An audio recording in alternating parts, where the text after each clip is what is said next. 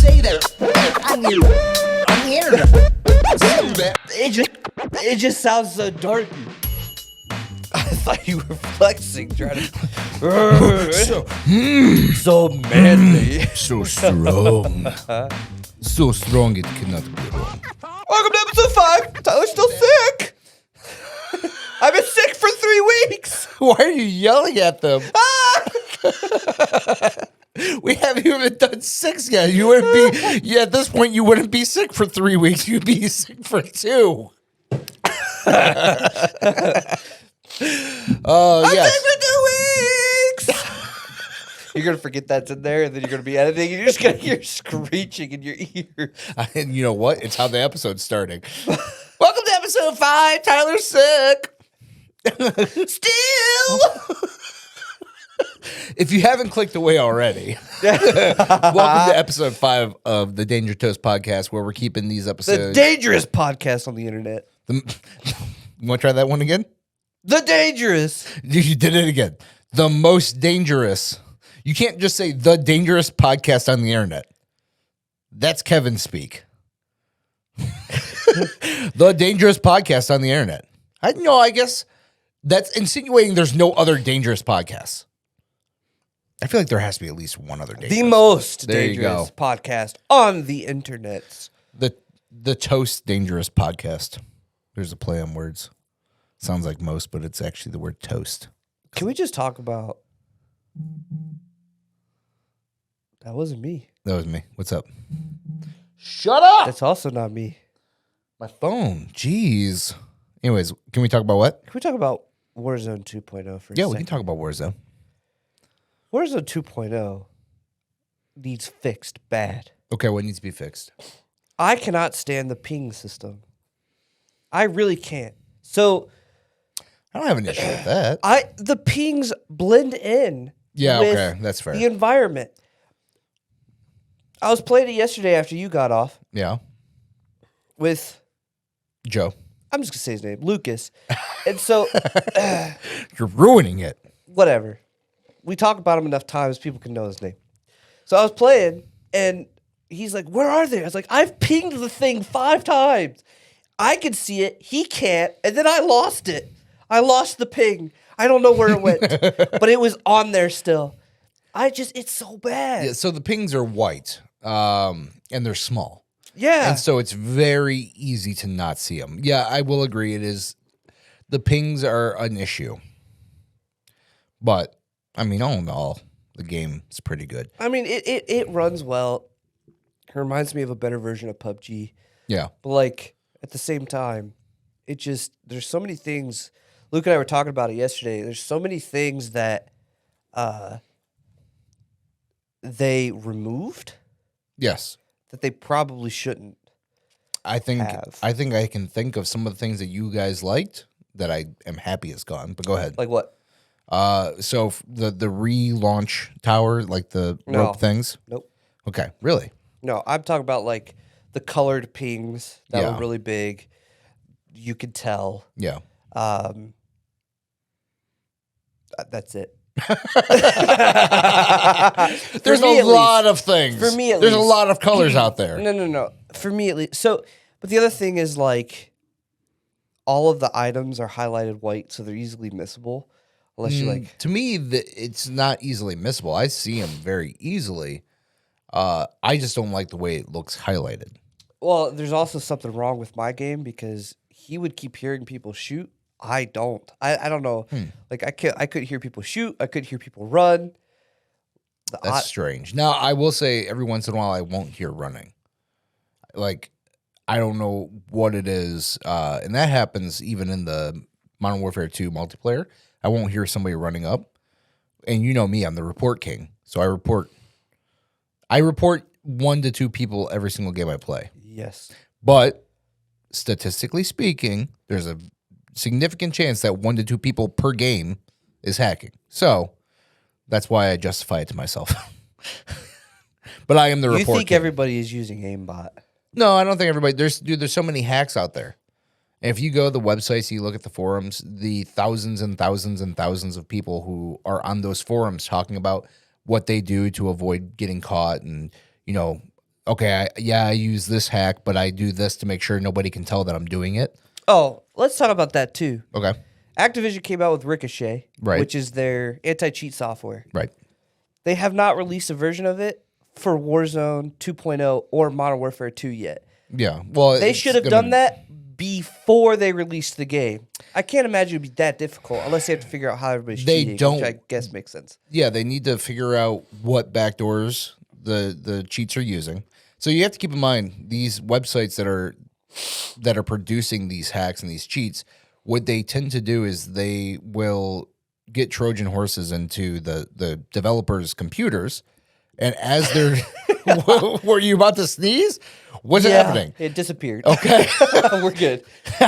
Anyways, Oh, gosh. before that very strange face, Don't make my eyes water, They though. get Trojan horses into their systems, and they don't do anything that would alert the developer that they're even, spying on them. Right. But essentially, they're watching as they're coding, and they create, they figure out all the different holes while they're coding. They do this during patch development. So, shortly after a patch comes out that might have, blocked out a lot of different cheats, they can quickly come out with something.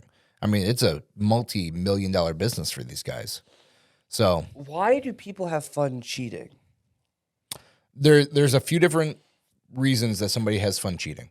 That just proves you're bad at the game. Yes, for some. So there's a handful of reasons.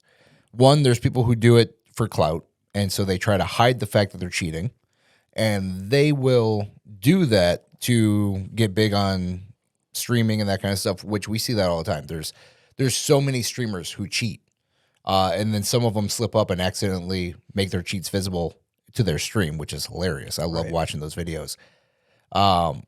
There's one guy, I'm not going to name names, but there's one guy I know for sure who does it and who hasn't been caught, but I know for a fact he does it because I know people who know him. He's a big time hunt streamer.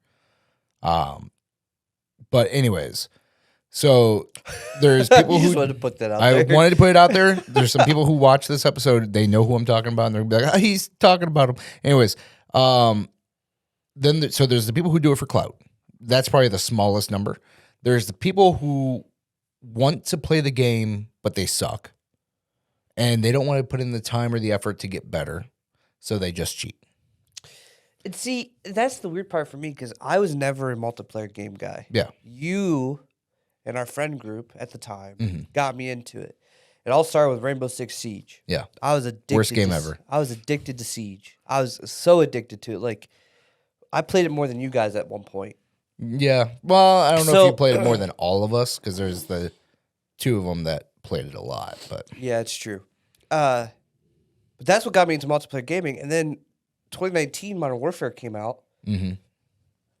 And you and I played the crap out of that. Yeah. And then that's what really got me good at Call of Duty because I hated the run and gun of Call of Duty.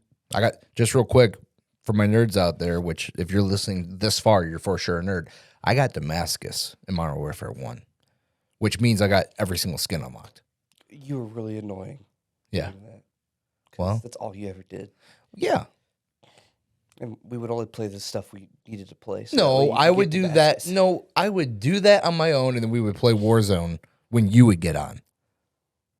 Go on. False. Anyway, but I just got good at Call of Duty by practicing. Like, Yeah.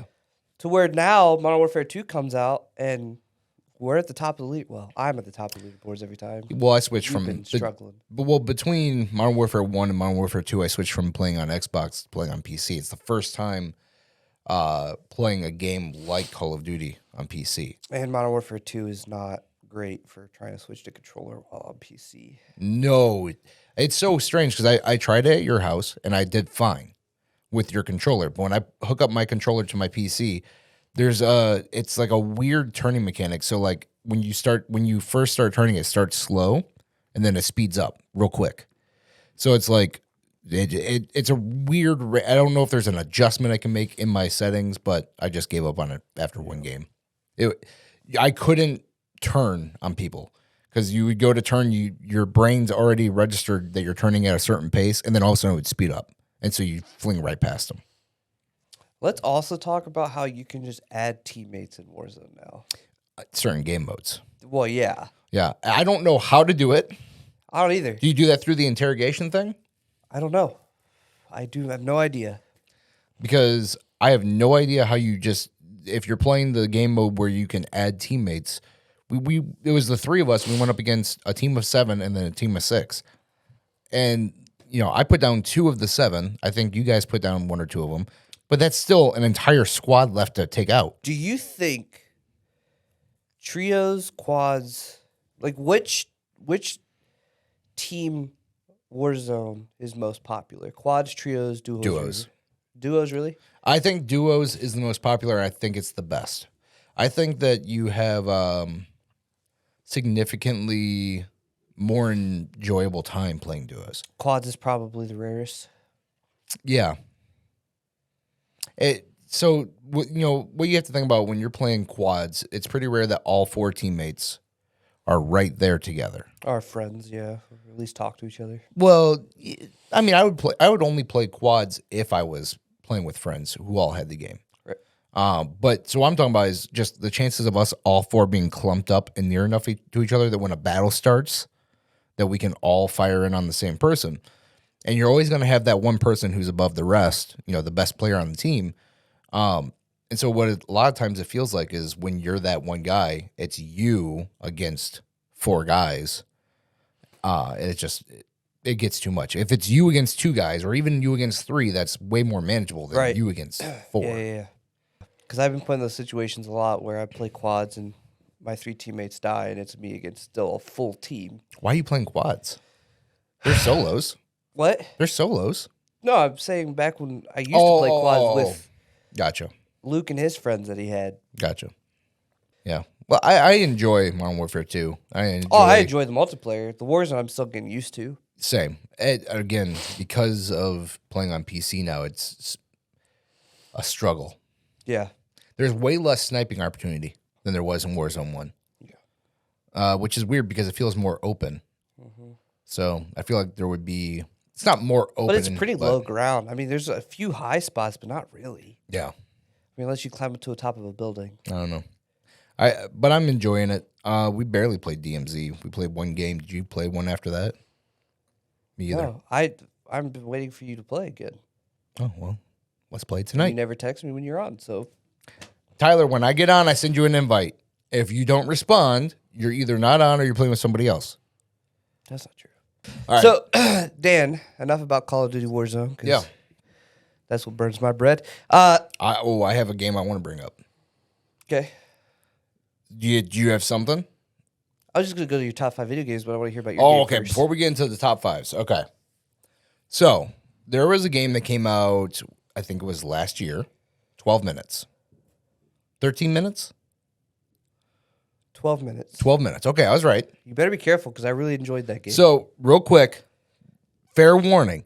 If you haven't played the game, this is all spoilers. Okay? So, spoiler alert. Wee, wee, wee. All right. Willem Dafoe. Spoilers over. No, I'm just kidding. So, yeah, I know. You really enjoyed it. That's why I want to have this conversation. Okay. Because I'm going to break down why that game is one of the worst games ever played. Okay. Keep in mind, it's also made by a company that I strongly believe has some of the best potential to make some of the best games. Okay.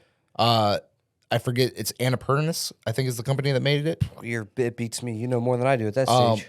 They also made Outer Wilds, which came out just before Outer Worlds. They made Outer Wilds, which if you haven't played that game, Outer Wilds, you couldn't get into it. Oh my god, it's one of the best games I've ever played. Everybody who's played through and beaten it will tell you it's one of the best games ever. I never understood it. Yeah, because you have to play through it to understand it. Well, yeah, every time you die, your it's brain like blows you're on up. a fever dream because when you die, you Just wake up from the dream. I don't want to do any spoiler alerts for that game because I strongly believe people should go play that game. You're going to spoil 12 minutes? Okay. 12 minutes. So the concept is nothing new. It's a looping game, which is something Annapurna does. Again, I'm going to keep saying that. If it's not that company, my bad. I'm pretty positive it is. They do looping games. Looping games have been around for a while. But what happens is you get home from work or wherever you were. You walk into your apartment. Your wife's there. You guys do your doodads. No. Not do your doodads, not that. You're preparing for a date with your You're wife. preparing for a date with your wife, and she goes, takes a nap, knock, knock, knock on the door. It's a cop. Cop comes in. Eventually, he kills you guys. Then it restarts. So the entire thing is you trying to, one, figure out what's going on. Two, you're trying to figure out how to stop your death. Eventually, you figure out, even if you don't die, it still resets the time loop. So it's not like death is always the end of the thing. Without getting into all the nitty gritty of everything, essentially your wife killed her dad and then ran away. She stole a pocket watch.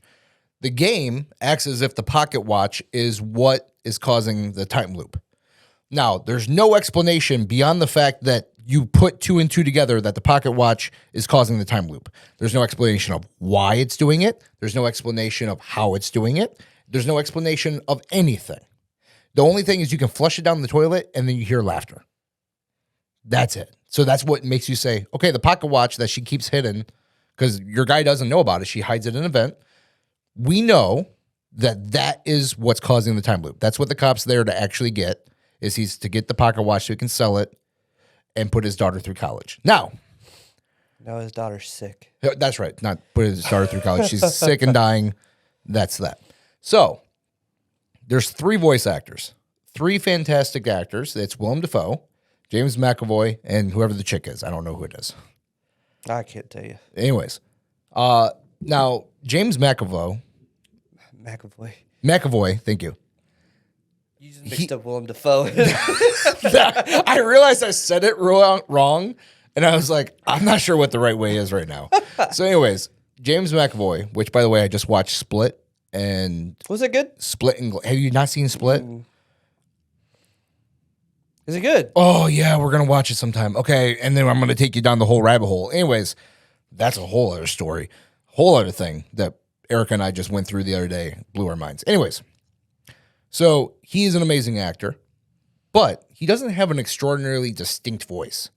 So picking him as the voice of the main character over a less expensive and better voice actor doesn't make sense. The only reason you do it is just to say, hey, James McAvoy is the voice in this game. Well, especially when you pair him up to Willem Dafoe. Right. Who's like the most distinctive voice actor. So you hear Willem Dafoe's voice, so you're like, oh, I know that. But James McAvoy, if you just played his voice and didn't say who it was, 99% of people wouldn't know. Correct. So it was purely a money grab, was spending an insane amount of money hiring him. So that's issue number 1. There's 3 voice actors and 4 characters in the game. Actually 5 characters, because the cop's daughter, which I think is voiced by the daughter, or it's voiced by your wife at the same time. But that's fine because that's not a big deal. There's 5 characters? You talk to the cop's daughter. You call her on the phone at one point. Okay, but it's the cop, you, or the guy, and the wife. Your main the daughter. character. That's 4. And her dad. Does her dad actually speak? Yeah. Okay. The true ending. So again, then there's the 911 operator. Okay. So yeah, if you want to get into that, sure. So here's where my biggest issues come in. When you get towards the true ending, what ends up happening is the pocket watch or the time travel looping now takes you way back in time before you and your wife get married. And that's when you find out that your wife's dad, who she killed her dad. Your wife's dad is also your dad. Oh, yeah, I forgot about this. Yeah. So you're banging your own sister, and he's like, you can't do this. You have to get out of here because you're like his secret child. But you know that she's your sister. Now, somehow you forget. Your guy learns this, and it's all news to him. But it's taking you back in time, and you're watching something that actually happened. But I thought... And then it turns out that you actually killed her dad. Okay, yeah, that's what I was going to say. Yeah. Now, hold on. It gets weirder. Her dad is also the cop who shows up to the apartment to kill you both and get the pocket watch back, who is your dad's best friend. But they're the same guy. They're the same guy. The cop who kills you guys is the same guy as your dad who died. They're the same person. It's not just like they literally have the exact same character model and they're both voiced by Willem Dafoe. The only difference is the one has hair and the cop who's nowadays doesn't have hair. That's it. They're the same person. Your cop or your dad is the cop who comes back to kill you for vengeance of you killing him. But he doesn't say it like that. He's doing it to get a pocket watch back, which was his best friend's pocket watch, to save his other daughter, because apparently he has 3 kids. Yeah, but isn't the whole thing supposed to be... Hold on. I'm not done.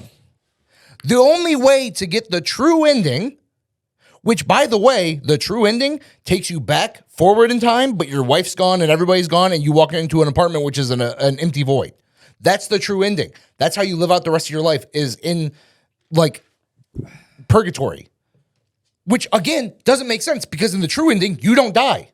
You just travel back in time, have the chance to kill your dad, but then what ends up happening is you quote Zing Su, I think from the one Book of War, you quote a passage that has nothing to do with anything, and he's like, really? Are you sure? And you're like, yeah. He's like, okay, I guess I won't kill you then. And then that's it. The game literally makes no sense. And I've tried to find people explaining it. I've tried to find something, and everybody's like, well, it doesn't make any sense. I mean, it has no logical explanation to anything that happens, but it's a really good game. I'm like, it's not that great. The gameplay is mediocre at best. You are top-down walking around an apartment figuring out what you can mess with. That's it. Now you can rebuttal. It's not top-down, though. Yes, it is. It's like angled. No, it's not true top-down. Tyler, if I'm looking down from a mountain, if this is a mountain and this is you, and I'm looking down at you, am I looking top-down at you? Go on. No, you're looking diagonally. Anyway, but see, here's the thing. I just enjoyed the gameplay. I really did. The story was crazy, but I thought the acting in it was pretty fun. They all did good jobs at acting. I thought like how you get to the true ending was interesting. How you have to like put all the pieces together and you remember everything that happened, and you have to try to convince your wife of everything, but you have to do stuff to say this present is in this drawer that you got me. So on, so forth. So like you're building this story to try to convince your wife, which is really a fun aspect. The ending, I will say, I did not like. The ending is stupid. The entire story is horrible.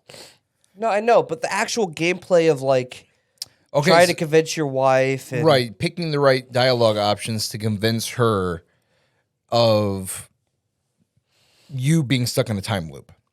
Correct. Because you're like, hey, this, and then you explain X, Y, Z. Oh, and then so your wife's pregnant with your child, who is your son and your nephew, or no, your daughter and your nephew, and you name the daughter. It's either your wife's mom or your mom. It's one of the two. It's like Rose or something. Yeah, which is I think it's her mom. The entire thing is just, it makes no sense. So if you want to say yes, the gameplay of like convincing your wife, that little small aspect, and like some of the figuring out what you can do, like hiding in the closet and when to pop out, calling the cop's daughter, the light switch thing, I ended up having to look that up. Oh, to electrocute him? Yeah, because my thinking is you flip on the light switch, it zaps you, and you're like, ow, I shouldn't do that again. So my brain doesn't go, I'm going to do it again. Right?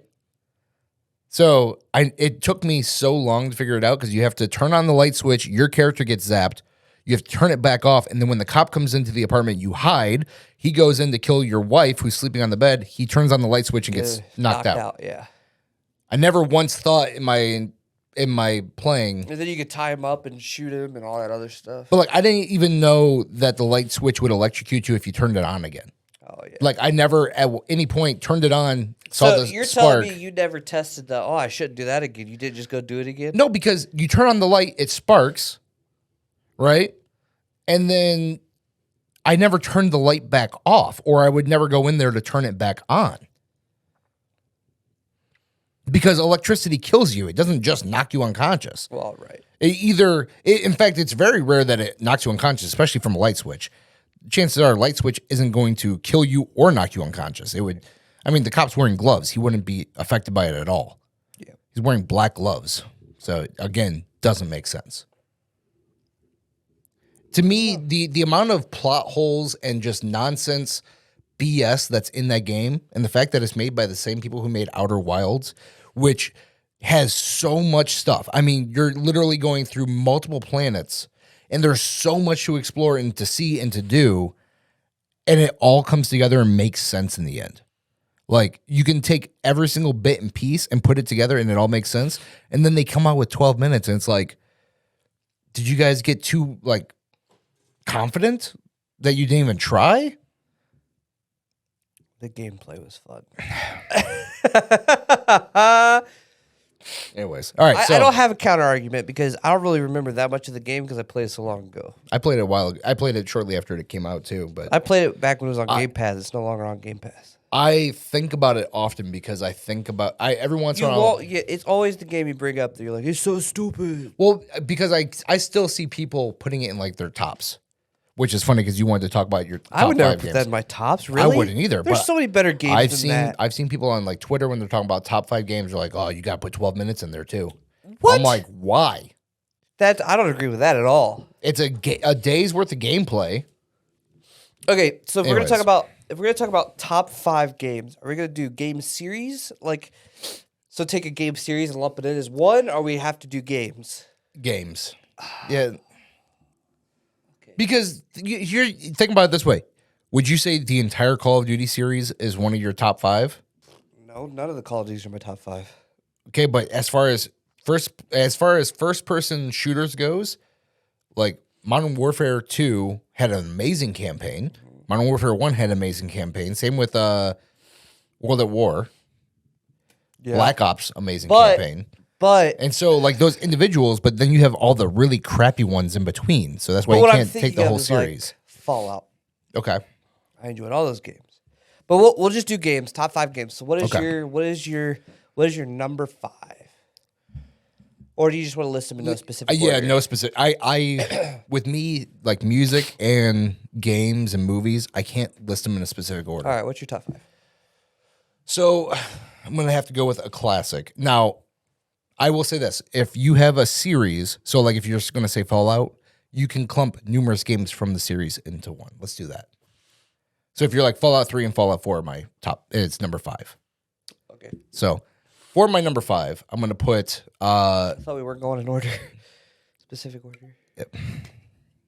No specific order, but the first of 5 I'm listing. How about that? Okay, there you go. That's better. Fallout, Don't confuse me. Not Fallout. Final Fantasy 7, Final Fantasy 8, Final Fantasy 3/6. The reason it's 3/6 is in America it was number 3. In Japan it was number 6 because it was the 6th iteration in Japan. So those 3 are for sure in my top 5. I've beaten all of those numerous times. Okay. How about you? I list one, you list one. Fallout 3. It was my first, and I would have to say Fallout 3 is probably, if we were to rank them in order, it would be my number 1. Okay. And the only reason I say that is because Fallout 3 was my first introduction to the Fallout universe. Yeah. And when you look at the box, like I remember the first time I ever played it, I rented it from Family Video. Mm-hmm. And you just look at the box and you see the Vault Boy for the first time. You think, oh, this is just some fun, like, cartoony game. Well, I remember distinctively putting it in for the first time, and my mind was blown. It was like my first real experience with a true open world RPG. So good. Like, just from the start of creating your character, leaving the vault for the first time. When you don't... if I could go back to the first time I played Fallout 3, I would love that. Because just you don't know what you're doing. Yep. You don't know what you're playing. Like, you just walk out of the vault, and you're in this mass world. You're like, where do I start? I don't think I ever went to Megaton for the first time when I walked out the vault because I didn't know that's what you were supposed to do. Right. Like, I think I just walked around, and I think Megaton was probably one of the last places I ended up going to because I had to go there. So the Fallout games, it would be 3 Vegas and 4. Those 3 might be in my top 5s as well. But if I was going to list those 3 in specific order, I've played Fallout 4 the most, but it would still be Fallout New Vegas is number 1, Fallout 3 is number 2, Fallout 4 is number 3. Yeah, I would put. I distinctly remember playing, of all the video games I've ever played in my lifetime, Fallout 3, Fallout New Vegas, and Fallout 4 are the ones that I remember the first time I ever loaded it up on my Xbox.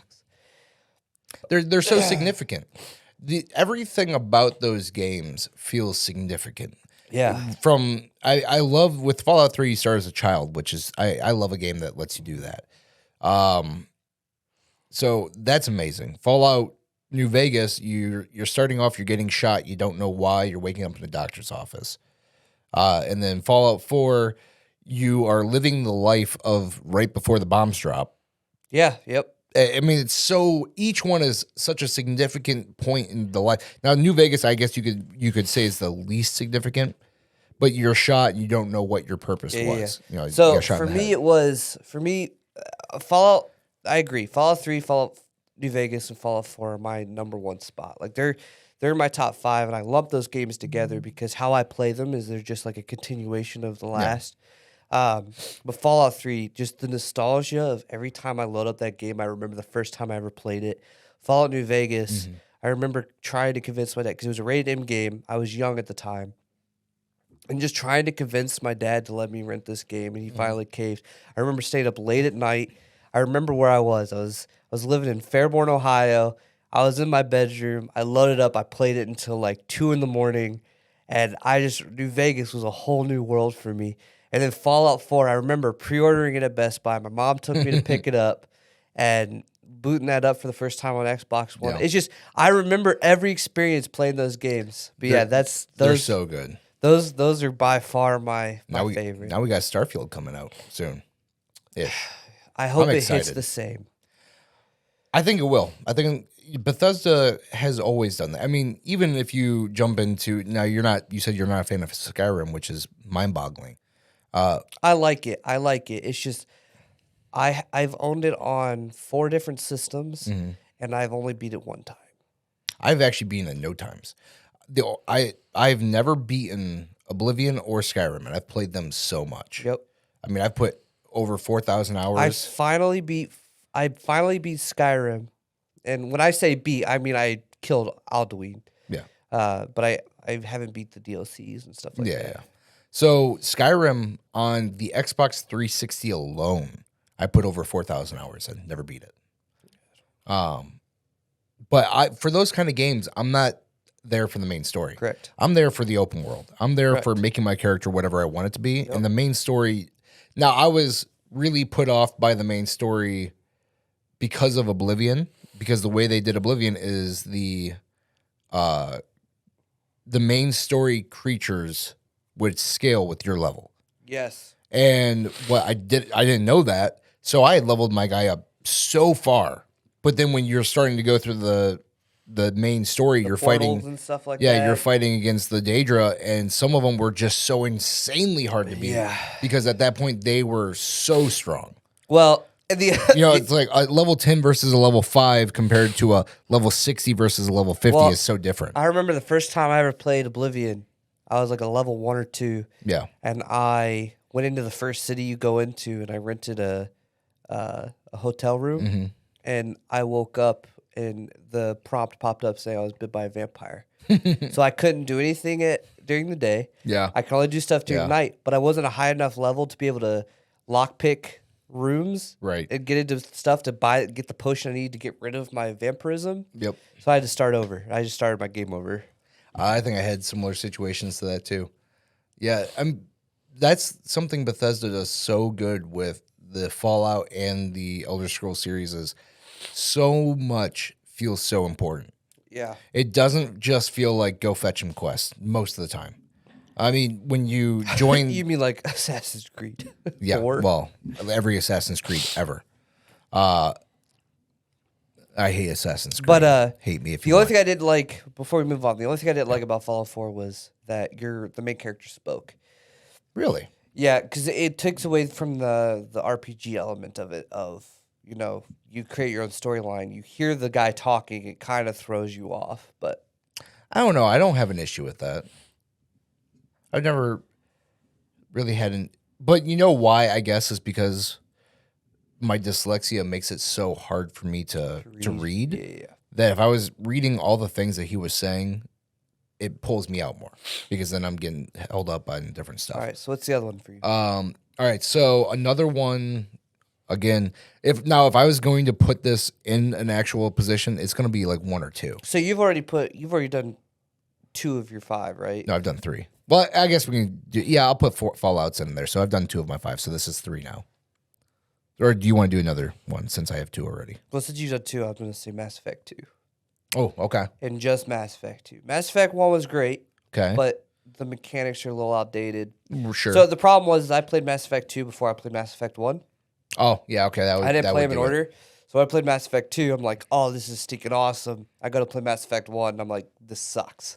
Yeah, Mass Effect trilogy, that's a good one. So Mass Effect 2 is a fantastic one. So those are my 2. Man, now you're making me want to steal that one. Because You Mass Effect stole my other one. I know, but Mass Effect trilogy is amazing.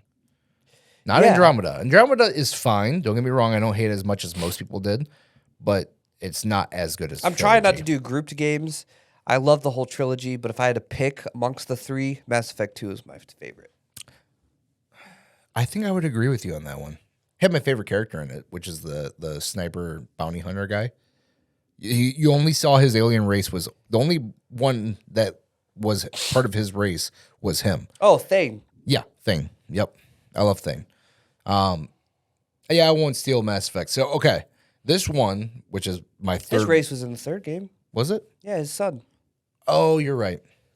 So, my third pick, and again, if I was going to put these in an order, this would probably be 1 or 2, is NieR Automata Become as Gods. Oh, yeah. So that is a game. That is one of the only games that I've ever cried while playing. It has just an amazing story. The DLC is so good and so emotionally good that I actually couldn't continue playing the DLC because I felt too emotional playing. Really? So, for those of you who don't know, it's a Japanese game. It's technically the second in the series. It's nothing like the first one. I'm not going to go into spoilers, but you are an android who is going to Earth from your space station. The androids were created to help humanity. There was an alien race of robots who came down to Earth. They set up factories, so now it's been humans against these robots. And as you play through the game, you learn that a lot of the robots are like, however many generations later, and they basically view themselves as humans. I mean, they have their own towns. They're like, whoa, why do you want to fight? Like, why would, they don't even realize that they were at one point enemies. They basically still see themselves as humans. And so you have to beat the game 3 times. I say that because you're playing through the story, then you play through the story again. So it's the same story, but from a different perspective. You're playing as a different character.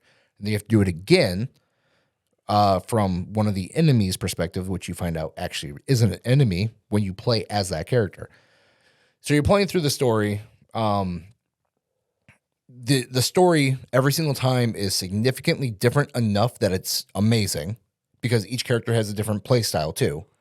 So it doesn't feel like you're just doing the same thing over and over again. You find different weapons and everything per character. And you're also getting to certain areas before different events happen. So in, like the robot village I was talking about, and one of the stories you're there and it's the village. And one of the stories you're there and it's been destroyed. Oh. Yeah. And so, it's different time. It's the same story, but you're going to different places at different times. So you're seeing the aftermath of some stuff in one story. There's 3, I believe, secret bosses in the game. And the very first one, this isn't much of a spoiler. The very first one is you're fighting against the credits. So the credits are attacking you, and you're basically, it's kind of like asteroid type thing. And so you start off, and it's a long credit thing. and it's just got this light music playing in the background. It's just so freaking hard. It's basically impossible. Could you beat it alone? I don't know. It's basically impossible. But what happens is every time you die, it's like, you'll never win, give up. Or you can click, keep going. And so you keep doing it over and over again, over and over again. And it's just so freaking tough and it's so freaking annoying. And then eventually in the background of the credits, because just black and white, or white words on black screen, in the background, there's messages that pop up. And every time I talk about this, I start tearing up. So if I do it again on the podcast, I'm going to be really embarrassed. So messages will pop up and it's like, you can do it, keep going. And it keeps doing this. And like the music starts getting a little bit more intense. And eventually, it will pop up with an option when you die. It says, get help. Or it's something like that where you can request help. And for me, I ignored it. I'm like, no, I want to see if I can just do this. I don't want to take the cheat way out. Because I had no idea what I was doing. You know, I didn't know what everything was leading up to. And so finally, I was just like, I was so fed up. All these messages are in the background. They're so encouraging. They're like, you can do it. You can do it. And so finally, I clicked the get help. And then all of a sudden, one by one, more ships show up and the music starts getting more intense. And it's a beautiful song. Originally was being sung in Japanese or English. I can't remember. But then it's like, it becomes a whole chorus. The entire chorus is about how you can't do anything on your own. You have to have a community. And so it becomes so, I'm tearing up. So it's so gay. But, and so, yeah, it's just an absolutely beautiful moment to the point that when I beat it, I literally just had to put my controller down and cry because like it musically was so spot on perfect and just so angelic sounding. And then you're sitting there fighting this impossible thing to beat. You can't beat it. And then you have to, eventually ask for help. And that's when all of a sudden the music gets insane and all these people come. The messages, once you beat it, you can leave a message. But the only way that your message shows up and the only way that your character can go and help, your little ship can go and help people, you have to delete every single save file of yours. So what that means is all those people who left every single message that you see, every little ship that pops up, that is somebody who sacrificed their entire gameplay for you to have a one-up in beating the credits. So I always planned on going back. It was at that point that I started crying because I was like, you're telling me that they gave up everything for me? And the only way I can help is I have to give up everything for them? And so my whole thing was because there's a lot after the game's done. There's a lot of secret bosses and stuff to explore. So I was going to go through and do that after I got all the credits, but I never ended up doing it. So I feel really bad about that. So yeah. So that was your third? Third. Yeah, That's that was a long explanation, but that's if you haven't played NieR Automata, Become as Gods, play it. Oh, and the DLC, I'm gonna just go through it real quick. Sorry. No, listen, the DLC, it's hard to get to and find because you have to like really work hard to figure out where it is to access it. But you're essentially watching videotapes that you would then take control of. But it's of a robot on the robot's homeworld. And these robots are so advanced that they basically they're 100% sentient. And you're playing as a robot that essentially has a mental condition. So it's defective. And it's putting you into the place of what it's like for like a Down syndrome person. And so you're essentially playing through as a robot, trying to go through life, which is representing a human with like Down syndrome or different mental disabilities going through life. And it was just so insanely well done. Like just how some people would talk to you just like you're lesser than, not even necessarily mean, just like you can't, just amazing. Just chef's kiss, made me cry, couldn't play it. All right, now it's your turn to do your 3.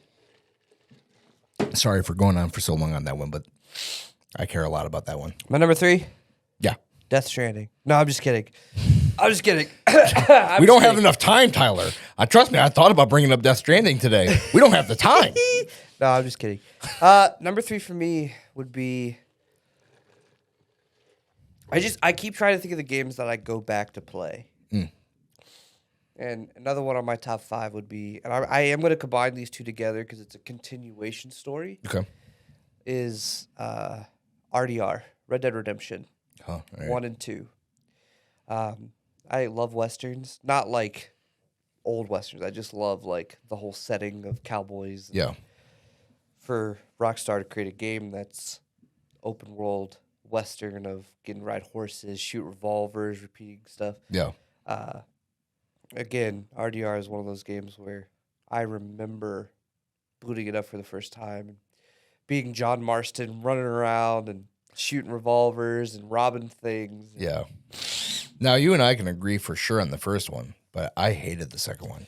You couldn't get past the first mission on the second one. No, I got pretty far. I had 30% of the game done. Now, our buddy Bunchy, him and I quit playing the game at the same point and we quit playing because of the same thing. The controls are just too hyper realistic. So meaning like you try to walk through a door and your guy's bouncing between the door frames because the game is overcompensating to make it look like a real human walking. And so you just, here's a door frame, you're boop, boop, boop, boop, boop, and eventually you get in. Or you're riding a horse and you hit a very small tree that a normal horse would just push past, and now all of a sudden your horse is doing somersaults. They must have fixed that, but Yeah, it was horrible. yeah, I loved both of those. So that's my number 3. And then, you brought up 2 games now that I could go on big long rants Just give about. me your number 4. Hold on.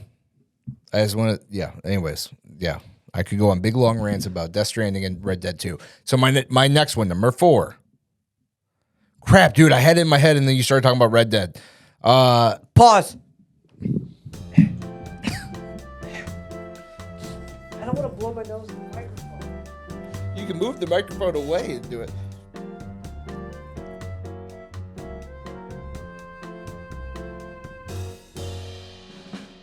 All right, we're back. Sorry. When you get that little elevator music, that's because we have to take a small break. Tyler being sick, he's got to go blow his nose and such. Yeah.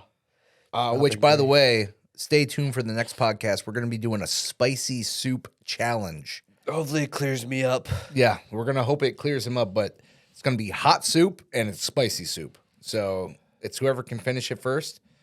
So I've said my 3. Ooh, what if we smack the other one in the face for that? Oh. Yeah, you're sick. Maybe you don't want to get smacked in the face. My face is so dry it hurts already. What about, pink belly. Good Lord. We'll figure it out. Anyway, we'll figure it out. Stay I'm on tuned. 3, you're on 4. What's your 4? All right, so my 4th one, and this is going to be a combination of 2 games again, but it's 2 games from a series. Metal Gear Solid Snake Eater, which is the number 1 of the 2, and then the second one is Sons of Liberty.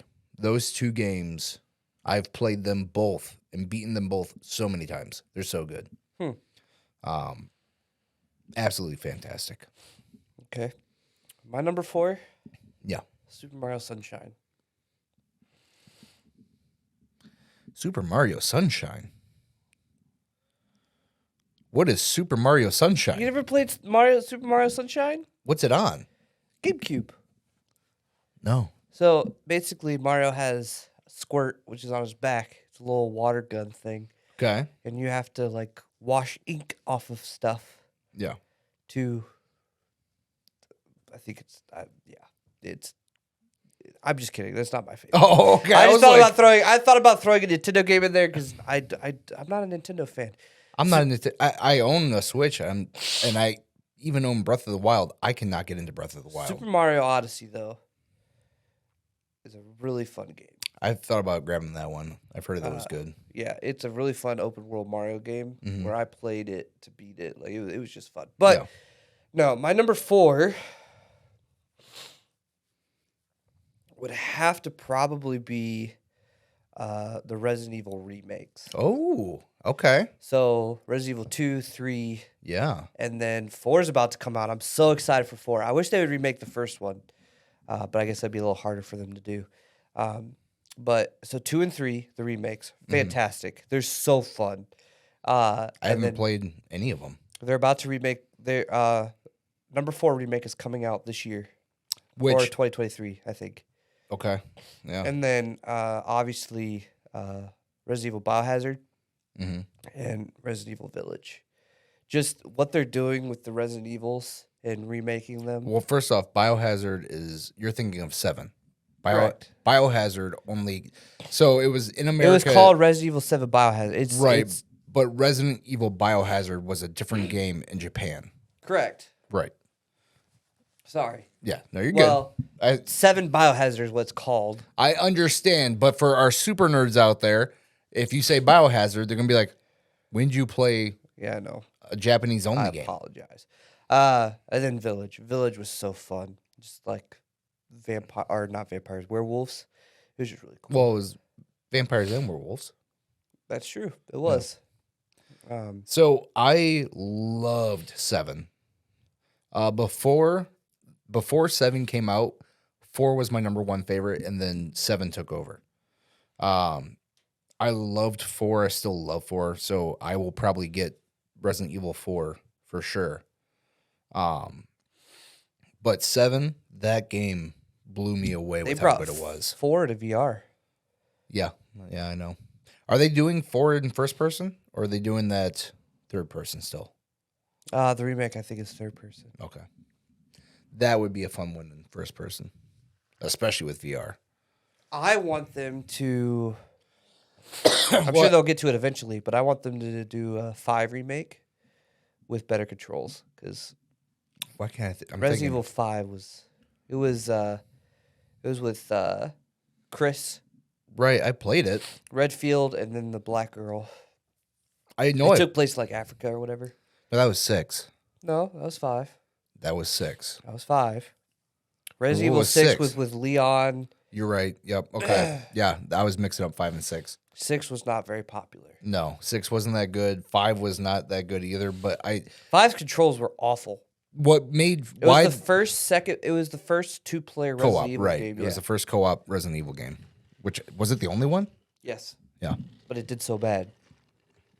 Now, one of my favorite, me and my buddy Joe, or I'll just say his name, AJ, since that's still initials.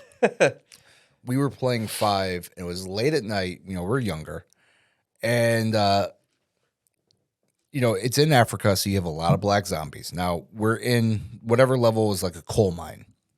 So you're running through a mine, and there'd be zombies laying on the ground. They pop up. So we're running through, and I didn't say this on purpose, but I'm sitting there, and I'm like, AJ, I can see his shadow, but I can't see him. It's completely glitched because I was in a dark part of the cave, so it was just a significantly darker outline, but it just looked like a shadow. It didn't look like an actual character model. I couldn't see any details on the character model, so I thought it was a shadow of a zombie that was invisible. So I'm like, I see his character, or I see his shadow, but I don't see him. And then all of a sudden I get attacked by him, and we paused the game just cracking up. All right, so Yeah, but of all the games that I've been wanting to get remakes of, I'm really glad they're doing the Resident Evil ones. They are such great games. now my 5th one that I'm listing, this is a game that the people who've played it know. We all want a remake of it. We want a 1-for-1 remake, but we know we're never going to get it. And it's called Colosseum Road to Freedom. It was a PlayStation 2 only game. And it was by far one of the best games ever made. It was, so you go in and you pick your background. So your character is from this place. You pick all this different information, which changes what your character looks like. And then you're a slave. So your entire thing is you go train, you keep winning fights, you keep building up money, you earn your equipment upgrades and all that kind of stuff. You get your character stronger. You choose how to train. The fighting mechanics were amazing. There was such a large variety of weapons and armor. There's a large variety of what you're fighting, how the fights could go. And then eventually you earn your freedom, and then you become the slave master. Right. It was just so good. I mean, when I was working at GameStop, if one of those games came in, I think we still sold them for like $50. Really? Yeah. And it was so rare that they would come in. Because they didn't make a whole lot of them. There wasn't a widely popular game at launch because there wasn't really any advertising. So they just basically made a handful of them. I don't remember how I got my but AJ and I played that game until it literally broke in my system. Yeah, it was so fun. So I was just looking because I remembered back in the day when I used to use Discord. This was back in 2020. Mm-hmm. My buddy Brian and we did a top 10 thread Mm-hmm. in Discord. And so far, the only game that I have changed in my top 5 is Resident Evils. Okay. But Fallout was in, Mass Effect was in, and RDR and RDR2 were in. Looking at this list, I won't change another one. But my number 5 would be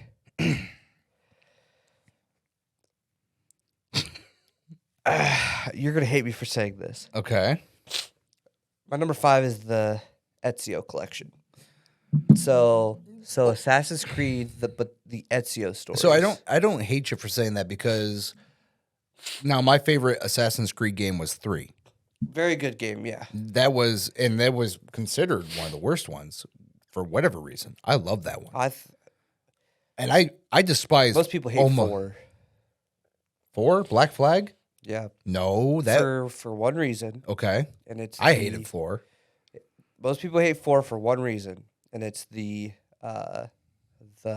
following missions. There were so many missions where you had to follow or escort. That was dude, I could go on. That's why most people hate 4. I love 4 because of the ship battles, because you're a pirate.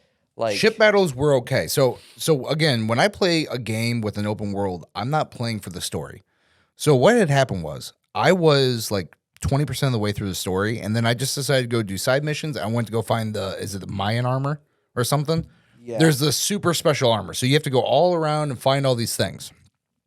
Well, the island that the last piece to complete the armor set is on, the last piece is on an island. You can see the island. You're going, and then all of a sudden, as you approach the beach, that's when all of a sudden here comes a glitch in the what is it called when that they hook into? Animus. Okay, that's what I thought it was. Here's a glitch in the Animus, and now you can't reach the beach because you can't remember the little piece of water that's right before the beach. But you can see the beach, you just can't get to it. So that's the only place in the entire world that you can't get to. You have to progress a little farther. You have to get to 75% of the way through the game. So I said, okay, I'll sit down and do some missions. I'll just do the campaign till I can get that piece of armor.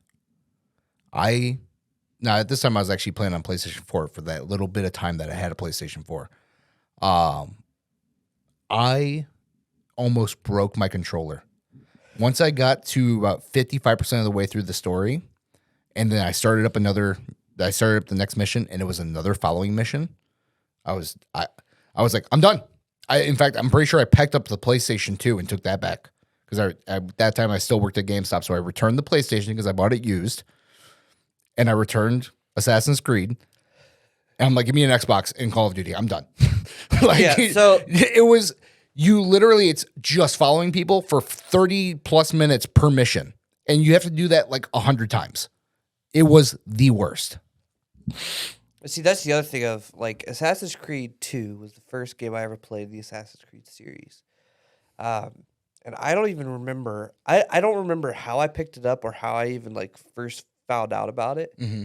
All I remember is how I felt the first time. See, my top 5s are all games that actually meant something to me as a child, like, when I was younger. Yeah. And I remember just Assassin's Creed 2, when you're racing your brother, it's the very beginning, you're racing your brother to the top of the tower or whatever, and then the Assassin's Creed, it's emotional. Like, the music starts playing and the Assassin's Creed 2 logo pops up. Right. And then all of a sudden your entire family dies. It's like what they did with the Ezio storyline was so fantastic. It was written so well. Gameplay was... It's hard to play it now because obviously you've got Odyssey, Valhalla, all those that are completely different. I like how they've gone with the Assassin's Creed games now. Like I've played a lot. Oh, you're talking about the newer ones. Yeah, it's more RPG-ish. Yeah. Where I've played Valhalla like crazy. I love that game. See, I want to play those. They're on Game Pass. You would enjoy Valhalla. I feel like I'd like Odyssey too. Odyssey's very good. Origins is too. And yeah, in Origins, that was the other one. I couldn't remember what the name was. I didn't like Origins. I never played it, but I didn't like it because I know they changed so much. But I didn't realize that they were basically stepping away from what Assassin's Creed was. It's a reboot of the entire franchise. It's RPG, yeah. The storyline. Well, no, but they added magic and all that kind of stuff. All three of those, there's magic. Well, it's more lore. It's more of like the lore, like mystical gods. Right. And stuff. I'm saying there's actual magic in all of them. Your character doesn't have magic. Your character doesn't use magic at all. In Origins, I watched the gameplay trailer where he's controlling an arrow with his mind. He shoots an arrow and he's guiding it through the temple, through the pyramid. You can't tell me he doesn't have magic. You shoot an arrow and you're guiding it. I don't remember much of Origins. I didn't play it all the way through. Okay. I only played Odyssey. Maybe I'm wrong about that. Maybe I misunderstood whatever I saw. I don't know. But yeah. So, Ezio. That's my number 5. I do want to do one honorable mention, and this is a game franchise that I feel like they could bring back. I don't know why it hasn't been remastered or brought back in some way by fans, or even just release the original games on Steam, please. Monster Rancher. Have you ever played Monster Ranchers? They were so fun. I couldn't tell you what the story was because I played them when I was a kid, but essentially you're gathering different monsters, and you breed them for fighting. And so like you can get different types of monsters and you might breed them and there's a chance that you're going to get a really rare one. It changes the colors of them, or you might get a different monster altogether. It changes what attacks they have. Then you can train them and take them to an arena and fight. So they were just really, really fun games. So I'm gonna do this Watch Mojo style where I have 3 honorable mentions.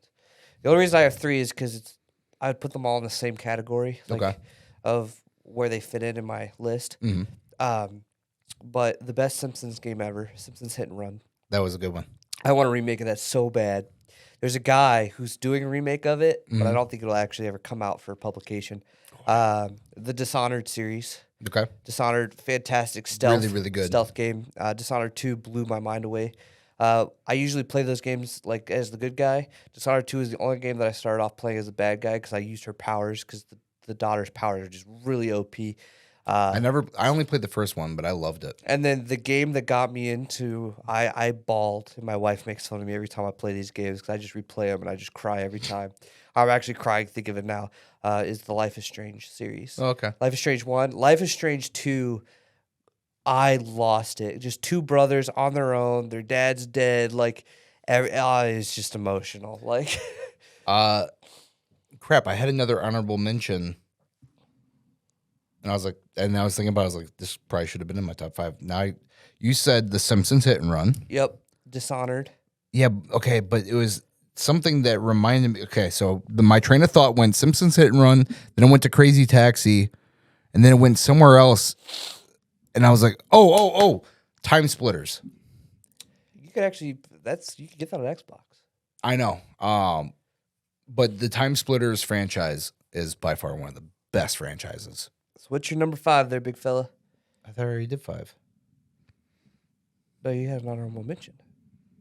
I thought, what was I going to say for my number 5? I guess it can be Time Splitters, but no, I had one. I thought I already said it. What all did I say so far? Metal Gear Solid, Final Fantasies, Fallouts, NieR Automata. I did say 5 because what's the other one? I thought those were the other 4. Oh my gosh! All right, well then Time Splitters. Okay, you might have done it. Well, I'll know it while I'm editing this, but which, by the way, this was supposed to be a short one. It's over an hour, so really, yeah, we've been doing this one for over an hour, so pretty cool. That's fine. All right, we love games. We can talk about video games all day. listen, I know it's technically a comedy podcast. It's a comedy and gaming podcast. Well, see, and this is what I was also talking about is when I explain it to people, I always label it as a variety podcast because then we can talk about a variety of things. That's true. Yeah. It's a variety of comedy. Yeah. Yep. Just things we love. It's just Dan and I. That's what this is. That's what a podcast is. So, but we appreciate you guys being here. We love you guys so much. Also, make sure you hit subscribe, share this with some friends, leave a comment. Yep. Give us a like. Do all the stuff that helps us. That way we can keep making this. We put a lot of time, energy, and sweat into getting this thing up and running. Keep leaving suggestions down in the comments too. Yeah. Yeah. No more telling me through Discord and in person. Write in the comments because that helps us. Yeah. When you leave a comment, that allows YouTube or whatever platform to be like, hey, there's activity on this channel. There's activity Go here. watch it. Yeah. There's something's happening. There's a community here. Yep. So, all right, we love you guys. Stay dangerous. Stay toasty, my friends. Bye.